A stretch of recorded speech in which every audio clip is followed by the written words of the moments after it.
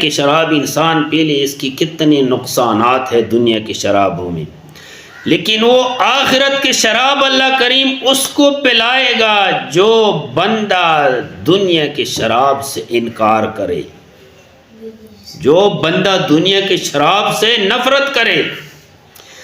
دنیا کی شراب اتنی گندی ہے کہ رسول اللہ صلی اللہ علیہ وسلم نے فرمایا کہ جس برتن میں شراب ہو وہ شراب والے برتن کو توڑ دو، اس کو توڑنا ہے، وہ دھونے سے صاف نہیں ہوتا۔ اور جب بندہ پی گا دنیا کا شراب، دنیا کے شراب میں کیا ہے، عقل انسان کا اڑ جاتا ہے۔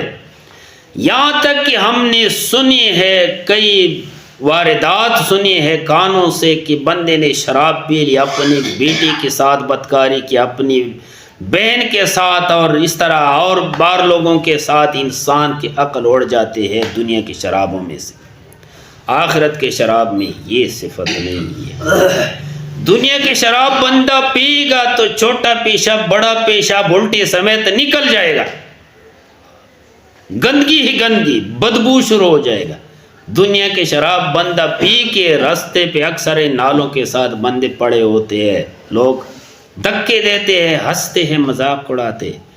جنت کے شراب پی کے جو بھی کایا پیے سب کچھ ہضم ہو جائے گا، سب کچھ ہضم ہو جائے گا۔ تو اللہ کریم نے فرمایا ہے کہ وَأَنْهَارٌ مِّنْ خَمَرٍ لَذَّةٍ لِّلشَّارِبِينَ، جو پینے والوں کو لذت دے گا۔ پیتے رہو پیتے رہو پیتے رہو، جتنی مرضی پیتے رہو۔ اور ایک چوتھا نہر کیا ہے، انہار من عسل مصفا، شہد، شہد کا نہر۔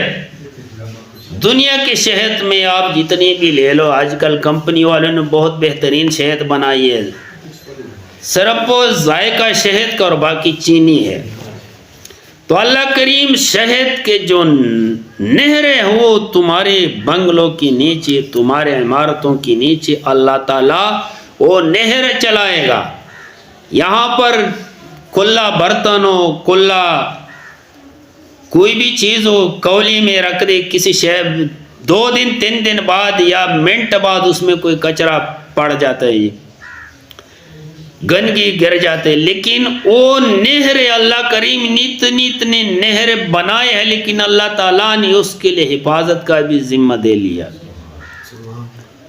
یسقون من رحیق مختوم، اللہ کریم نے فرمایا سرب مہر،